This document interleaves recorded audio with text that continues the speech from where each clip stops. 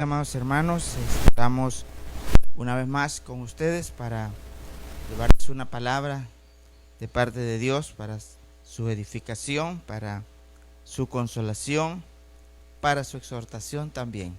Así que espero que todos estén bien, gozando de una buena salud, que no les haga falta nada en sus casas, que el Dios eterno les esté dando todas las bendiciones que cada uno de nosotros nos merecemos. Amén.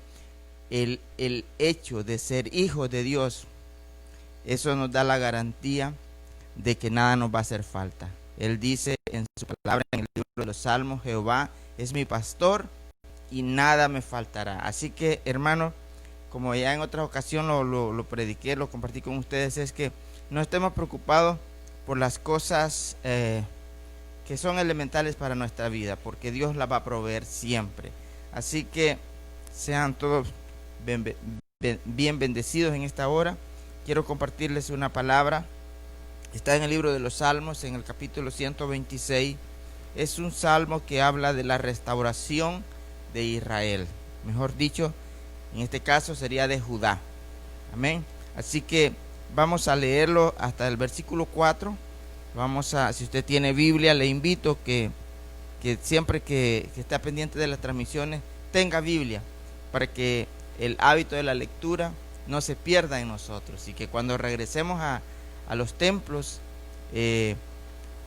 las Biblias estén usadas, que no vayan a estar empolvadas. Gloria a Dios. Vamos a leerlo entonces en el nombre del Padre, del Hijo y de su Santo Espíritu.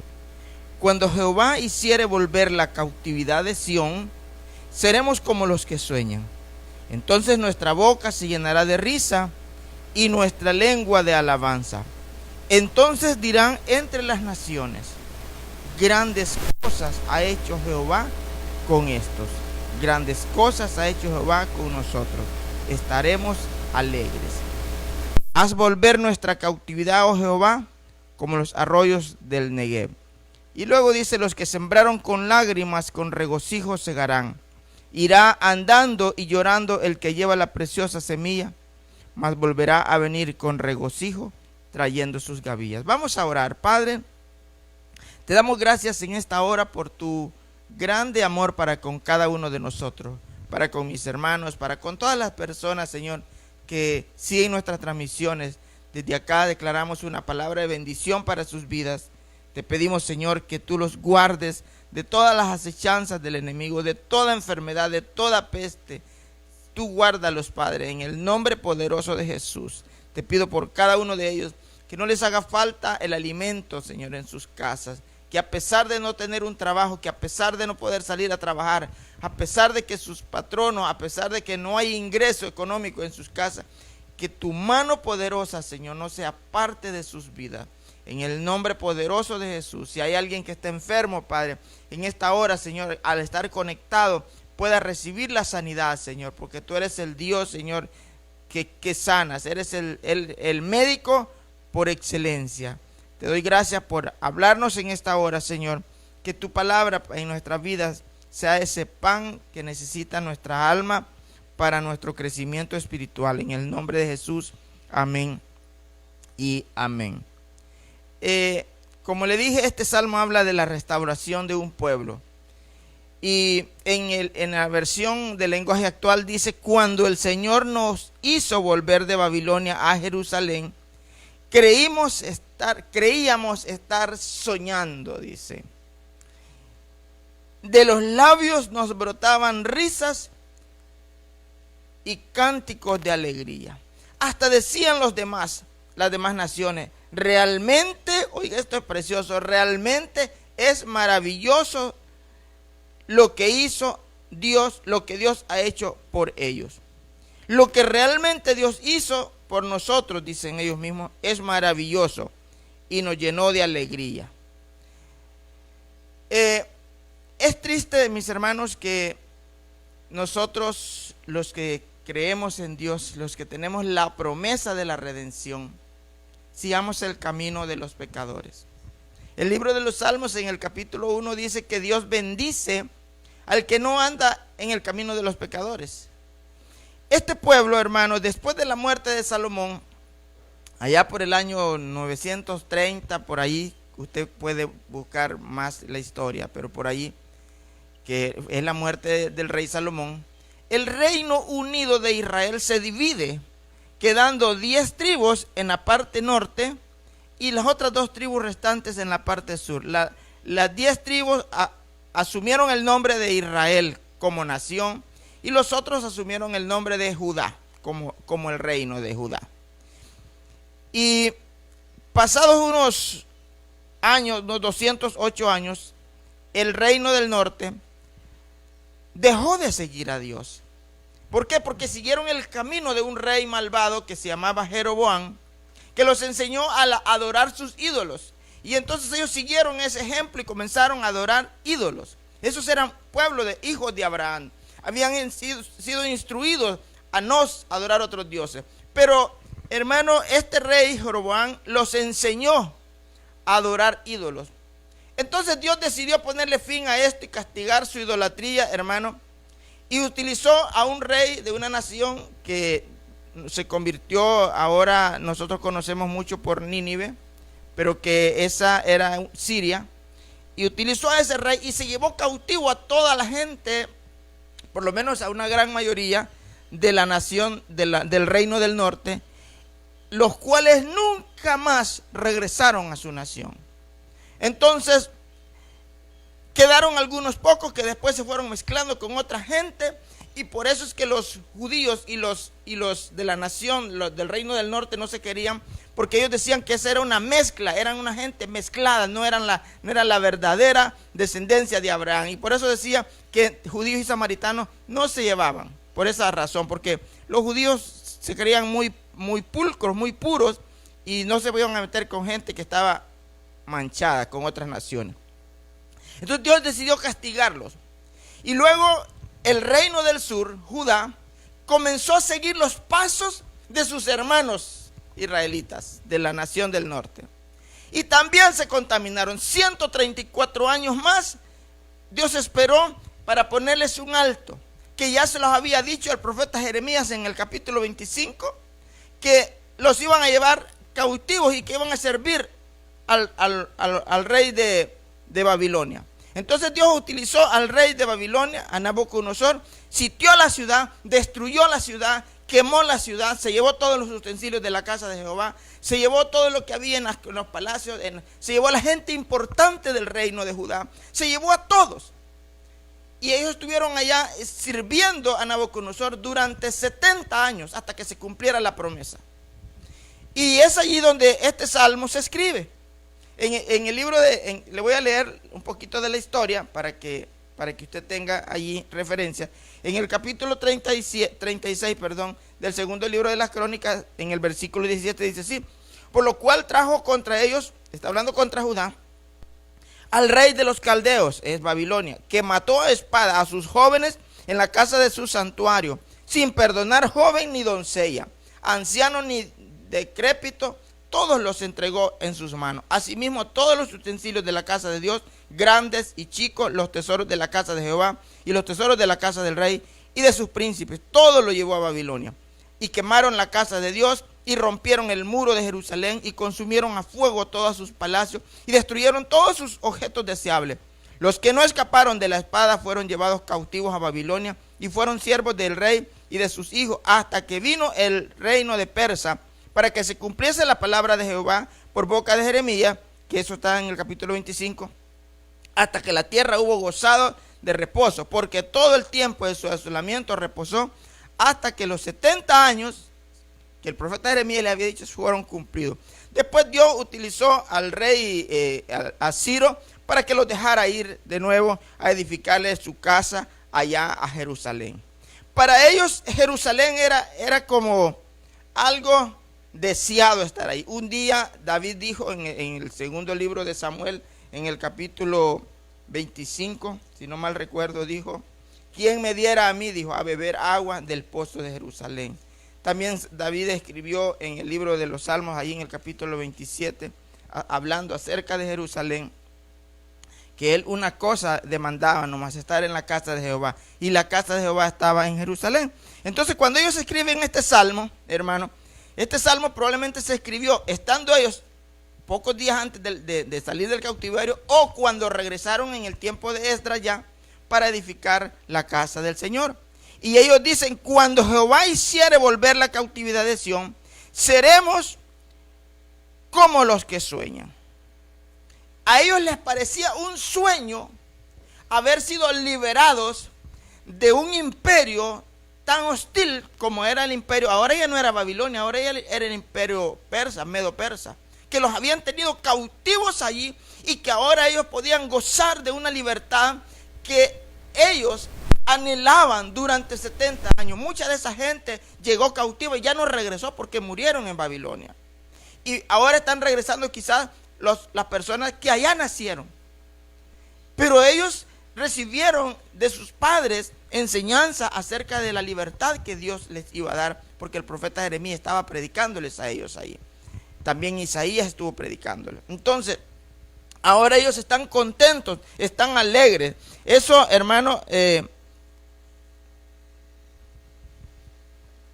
era un sueño que solo el Señor podía cumplirles a ellos, porque la nación por sí sola, el rey Ciro por sí solo no los iba a dejar ir, pero Dios ya le había dado órdenes, así como leímos ahí, de que dejara que su pueblo fuera nuevamente, porque ya el cumplimiento de la promesa se había dado. La Biblia dice en Mateo capítulo 24 y versículo 35, dice que es más fácil que desaparezcan el cielo y la tierra, pero que su palabra de Él nunca va a dejar de cumplirse. Lo que Dios te promete, te lo cumple. Entonces ellos tenían un gozo, hermano. Yo quiero que usted vea esto. Ellos tenían un gozo por haber sido libertados físicamente. Estaban alegres. El deseo de ellos era cantar para Dios. El deseo de ellos era alabar a Dios. El deseo de ellos era bendecir a Dios cuando estaban gozando de esa libertad. Pero yo quiero decirte que Dios te da una libertad mucho más inmensa que la libertad que ellos pudieron tener. Porque de qué sirve, hermano, nos decía nosotros, mi mamá, que nada sirve que te bañes y te pongas la ropa sucia de nuevo. ¿De qué sirve que te liberten de una prisión física, pero sigas preso espiritualmente? Dios a nosotros nos libertó, nos hizo libres de una condenación eterna, del pecado que nos tenía esclavizados, nos hizo libres, y no nos da ganas de alabar, no nos da ganas de cantar, no nos da ganas de estar alegres. Y por eso Pablo exhorta a los filipenses, a la iglesia de Filipos, y le dice: ustedes los cristianos, en el capítulo 4 y versículo 4, deben de vivir siempre alegres. Hermanos, nosotros nos entristecemos por cualquier cosa, y con el perdón de muchas personas que ponen en sus redes sociales, la hermana fulana se siente deprimida, espíritu de depresión. ¿Por qué no dice mejor: el gozo del Señor está sobre la hermana cristiana? Aleluya, la hermana fulana. El gozo del Señor vive en mí. No, me siento triste, me siento deprimida. Y cristianos y libres, porque el Señor nos hizo libres. La Biblia dice en el libro de los Romanos que ninguna condenación hay para los que están en Cristo. Hermano, no es posible que por estar siguiendo el camino de los que publican allí, el hermano se siente triste, venga yo también y adopte esa misma actitud.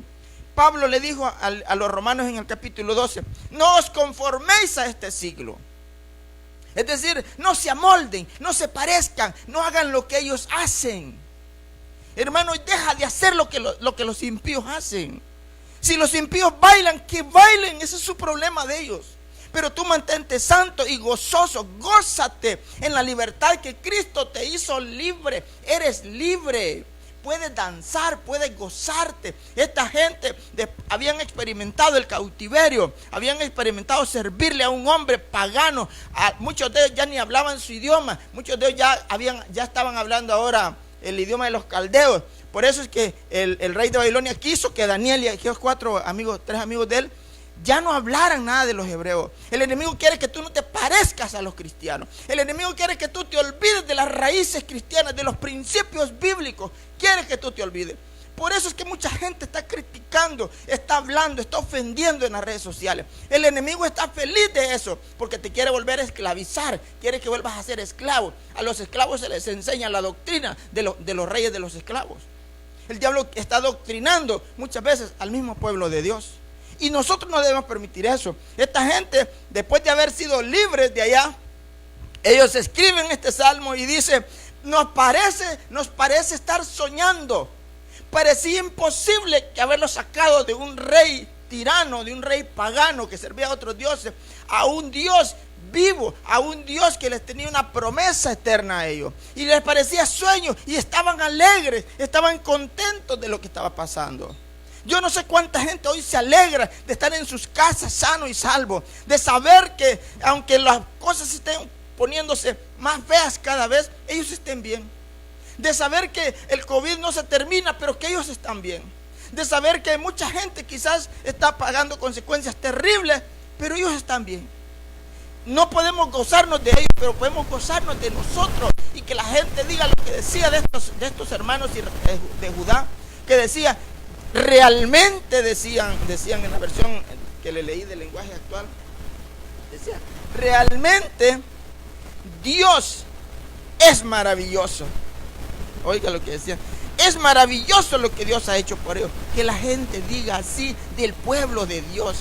¿Cuántas veces hemos cantado nosotros ese canto que dice, somos el pueblo de Dios? Pero no nos lo creemos, solo lo decimos. Decir algo no cuesta, creerlo cuesta. Créaselo que usted es el pueblo de Dios. La obra de Jesucristo en la cruz del Calvario nos da el derecho de llamarnos hijos de Dios. No todas las personas son hijos de Dios. Con mucho respeto digo esto. Los hijos de Dios son los que, según la Biblia dice en San Juan capítulo 11, que a todos los que le reciben, a todos los que lo confiesan, a todos los que dicen, Señor Jesús, yo creo que tú eres el Hijo de Dios, que viniste al mundo y moriste en una cruz por mis pecados, entra en mi corazón. Ese está haciendo una confesión, está diciéndole, Señor, yo creo en ti, yo creo que tú viniste para salvarme. Ese, la Biblia dice en San Juan 1:11, a esos Dios les da la potestad. Potestad es un derecho, potestad es algo que te faculta para llamarte hijo de Dios. Esos no tienen por qué estar tristes. Pablo les dijo, ustedes los cristianos deben de vivir siempre alegres. Y se los voy a volver a repetir, dijo, vivan alegres, vivan felices. Hermano, no esté triste porque le faltaron los frijoles, no esté triste porque le faltó el aceite. Dios puede hacer de esas libritas de frijoles que tiene y de esa bolsita de aceite de Acora que te venden en la tienda, Dios te puede sostener por todo el tiempo que sea necesario. Aquella viuda solo tenía un poquito de harina y un poquito de aceite, pero llegó el profeta de Dios y le soltó una palabra poderosa y le dijo, vive Jehová, en cuya presencia estoy, que no te va a hacer falta pan, no te va a hacer falta nada. ¿Por qué? Porque Dios va a cuidar siempre de nosotros y no tenemos por qué estar tristes. No te entristezcas que ya no me van a pagar el sueldo, que me van a dar la mitad. Pues dele a Dios lo que le corresponda y usted crea que Dios va a multiplicar lo que tiene. Pero si usted se olvida de Dios, como pasó con estos dos reinos, se olvidaron de Dios. El reino del norte se entregó en la idolatría y el reino del sur fornicaron espiritualmente, fueron adúlteros espirituales. ¿Qué era un adúltero espiritual? Que también adoraban otros dioses. Tenían a Jehová, pero también adoraban otros dioses. Así como hombres que tienen a su esposa, pero también tienen otra amante. Ese es un adulterio físico. El adulterio espiritual es parecido. Crees en el Señor Jesús, amas al Señor, pero también tienes otros dioses. Ese es un adúltero espiritualmente. No hay ningún otro nombre, dice la Biblia, dado a los hombres por medio del cual podamos ser salvos. Solamente Jesucristo. Entonces, si tú tienes a Jesucristo, tienes todo. Tienes todos los poderes, como dice alguien por ahí. No necesitas a nadie más. No necesitas a ninguna otra persona que esté en la Biblia, a ningún otro nombre que esté en la Biblia. Solo necesitas tener al nombre que es sobre todo nombre. El nombre de nuestro Señor Jesucristo. Entonces, ya no te conformes, ya no te parezcas, ya no te amoldes, ya no sigas la corriente de las personas que no conocen a Jesucristo. Sea usted un hijo genuino. Por eso en el Evangelio de Mateo dice, hagan pues frutos dignos de arrepentimiento. Los frutos dignos de arrepentimiento es que se vea en nosotros que somos hijos de Dios. Mire, dice allí que las naciones reconocían que esa gente había recibido la misericordia de Dios. Y no solo las naciones lo reconocían, sino que ellos también decían, de verdad, allí en el versículo, se lo voy a leer, en el versículo 3, grandes cosas ha hecho con nosotros, estaremos alegres. Y en el versículo 2 dice, la gente, entonces nuestra boca se llenó de risa y nuestra lengua de alabanza. Entonces dirán entre las naciones, la gente dando testimonio de ellos. ¿Por qué? Porque estaban contentos, estaban gozosos de haber vuelto a un país que durante 70 años estuvo en ruinas, pero ahora lo están reconstruyendo. Entonces, Dios está reconstruyendo tu vida para que las naciones digan, de verdad que Dios ha hecho grandes cosas en esta mujer, en este hombre. Este hombre era un sinvergüenza, este hombre era un mujeriego, este hombre era un borracho, este hombre era esto, pero mira ahora quién es. Esta mujer era, allí se vendía en la calle, esta mujer se revolcaba con cualquiera. Todos le decían la Coca-Cola porque todas la pedían una coca. Pero ahora ella es otra, ahora es otra mujer ella. Ya no es la misma, ha cambiado. La gente va a dar testimonio y tú mismo te vas a dar cuenta y vas a decir, de verdad que yo ya no soy el mismo. Soy otra persona. Ayer yo platicaba con una persona que yo le dije a mi esposa, ha nacido de nuevo. Yo no sé si para bien en el evangelio o para mal, pero ha nacido de nuevo porque ahora platica, está agradecida de lo que Dios ha hecho con ella. Está pasando una prueba terrible todavía, pero dice, yo sé que Dios me va a sanar este problema que tengo. Yo sé que Dios me va a completar la obra. Y yo le di palabra de esperanza a ella para que ella esté bien. Entonces yo le dije a mi esposa, ha nacido de nuevo. Gloria a Dios. A veces necesitamos nosotros un revolcón, una buena revolcada, como los del reino de Judá, que lo llevaron 70 años, donde a unos tenían que meterlos a un horno de fuego, a otros tenían que meterlos a un foso con los leones, para demostrar su fe. Dios puede usar cualquier cosa para que tú te afirmes, para que después te goces. Nosotros hemos estado fuera ya 3 meses de los templos. Ojalá que cuando lleguemos a los templos digamos, cuando el Señor hiciere volver la cautividad y nos gocemos, seremos como los que sueñan, que podamos cantarle de verdad a Dios. Esta gente anhelaba, dice, de los labios nos brotaban risas y cánticos de alegría. No era risa como la borrachera espiritual de la que una doctrina por ahí en África nació. No era eso, no era desorden, porque eso es un desorden. La gente se carcajea, se tira al suelo, muchos hasta hacen sus necesidades fisiológicas porque no pueden contener la risa. Estos no, estaban alegres, estaban gozosos, estaban felices de haber ahora, de ser libres ahora. Hermano, ellos salieron de una libertad, de una esclavitud física. Nosotros nos ha hecho libres de una esclavitud espiritual a la que nos tenía sujeto el diablo. Deberíamos de estar más felices. Deberíamos de estar más felices. Y después dice que cuando nosotros, dice, siempre que entendamos que Dios nos ha libertado, dice que traerá a nuestra vida alegría y nuestra boca querrá cantar al Dios que nos libertó. Yo no entiendo, hermanos, cómo muchas personas en los templos, porque yo hablo de la gente que va a las iglesias, ¿verdad? Es para ellos el mensaje. Llegan a las iglesias a estar serios así, mientras el Espíritu de Dios está manifestándose con poder, ellos están serios así. Yo lo haría mejor, yo entono mejor, yo canto mejor, yo toco mejor ese instrumento, yo predicaría mejor. A eso llega. Hermano, qué triste, qué cosa más horrible. Dice la Biblia que dice este salmo, pues lo que quiere decir es que siempre que entendamos que Dios nos hizo libre, dice que de nuestra boca querrá cantar al Dios que nos libertó. Traerá a nuestra vida alegría y mucho gozo. Además, al ver que nuestra conducta cambia, la gente de nuestro alrededor se sorprenderá de lo que Dios hace en nuestra vida. ¿Será que la gente está maravillada de lo que Dios ha hecho en tu vida? ¿Será que la gente se admira y dice, wow, mire la niña, voy a decir un nombre para no, la niña Chimotrufia, ¿verdad? Mire la niña Chimotrufia, ahora ya no canta, que adentro de la casa y se oye toda clase de música. Ahora ya se oye en alabanza, ahora trata bien al esposo, ahora el esposo también la trata bien a ella. Que sea de verdad, hermano, cuando tú le digas algo a alguien que nazca de lo más profundo de tu corazón. Y por último le dice en el versículo 4, haz volver, le dice, nuestra cautividad, oh Jehová, como los arroyos del Negev. Fíjese, hermano, que según la historia, se cree que el Negev es uno de los desiertos más áridos en la tierra de Israel. Es algo terrible. Pero cuando llovía, ese desierto volvía a la vida, hermano. Se ponía unos jardines que le nacían allí espectaculares. Y ellos le dicen, Señor, haz volver a nosotros la cautividad, así como los arroyos vuelven y riegan esa tierra, ese desierto. Dios va a volver a tu vida el gozo de tu salvación. Por eso David, algo tan importante que le pide en el Salmo 51, devuélveme el gozo de tu salvación. Restaura un espíritu recto dentro de mí y no apartes de mí tu Santo Espíritu.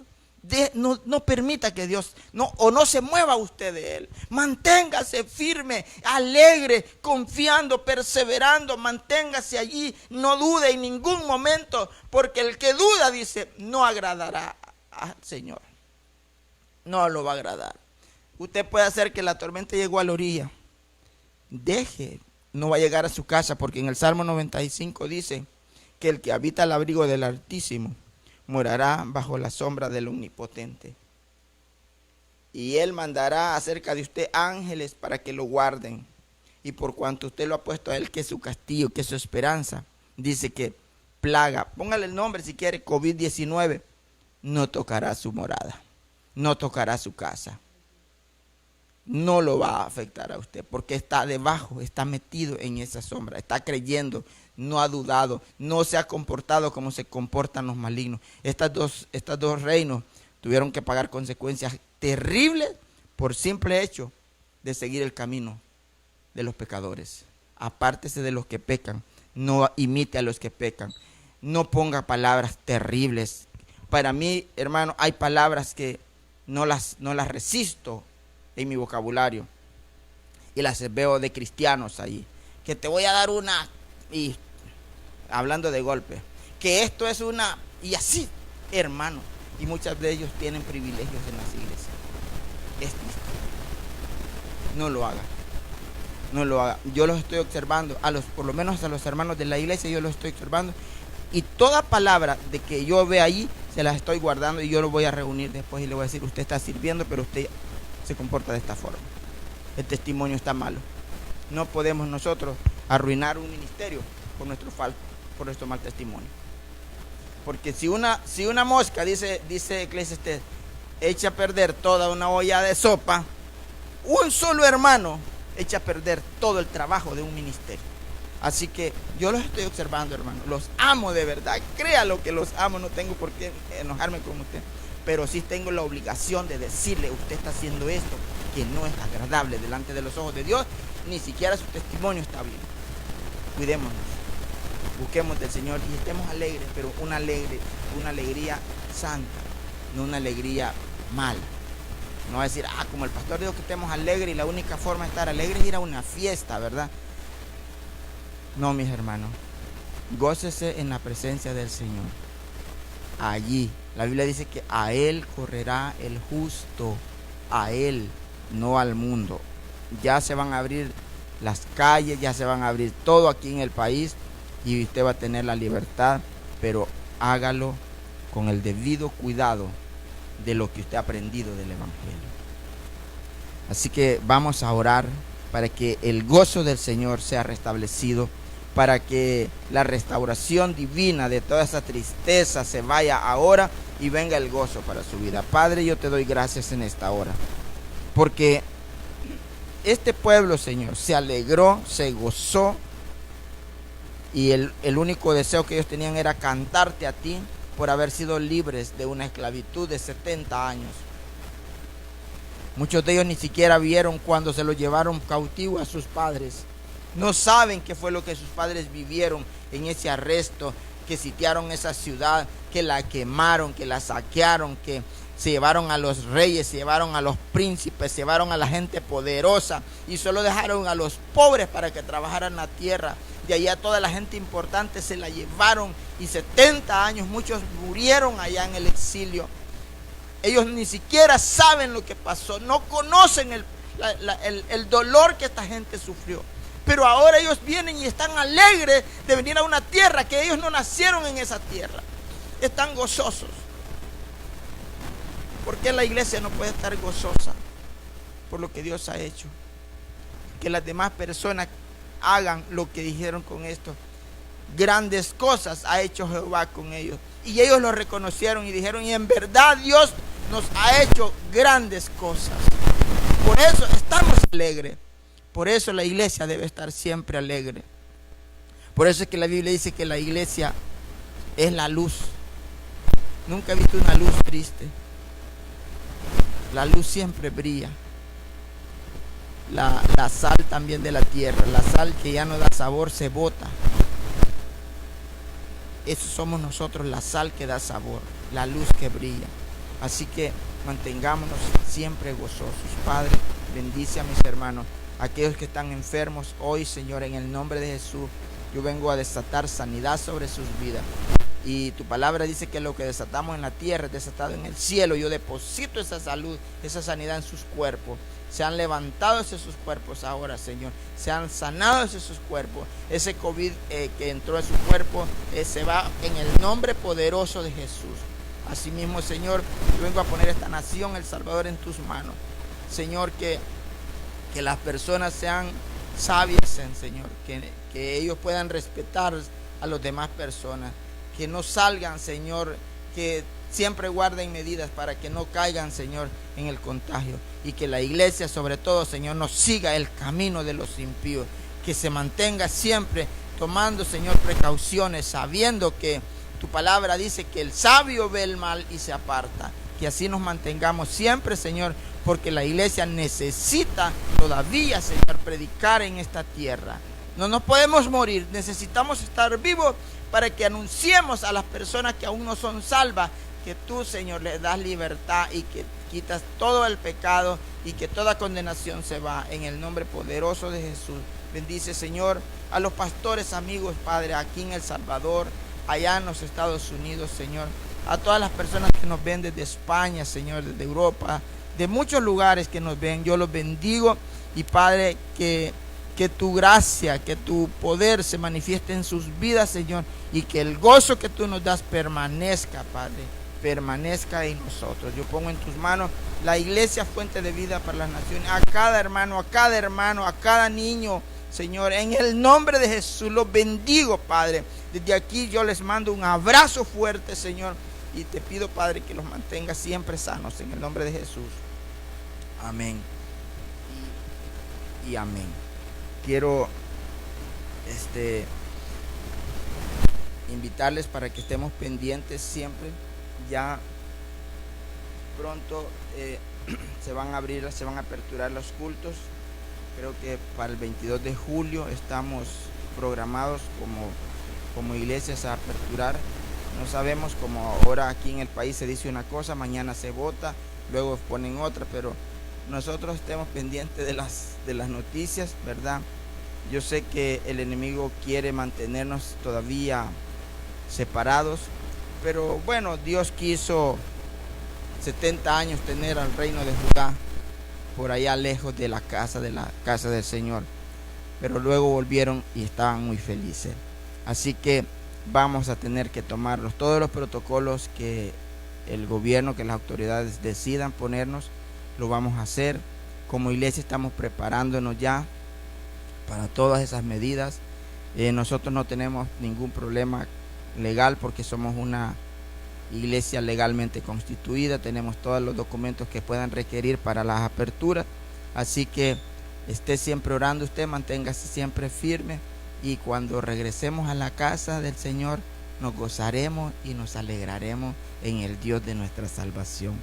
Que el Señor le bendiga y le guarde. Que el Señor le mire con agrado y tenga de usted misericordia. Que el Señor le mire con agrado y le dé paz. Y dice la palabra de Dios: y pondrán mi nombre sobre los hijos de Israel, dijo, y yo los bendeciré. Yo pongo el nombre del Señor sobre tu vida para que Él te bendiga. Amén.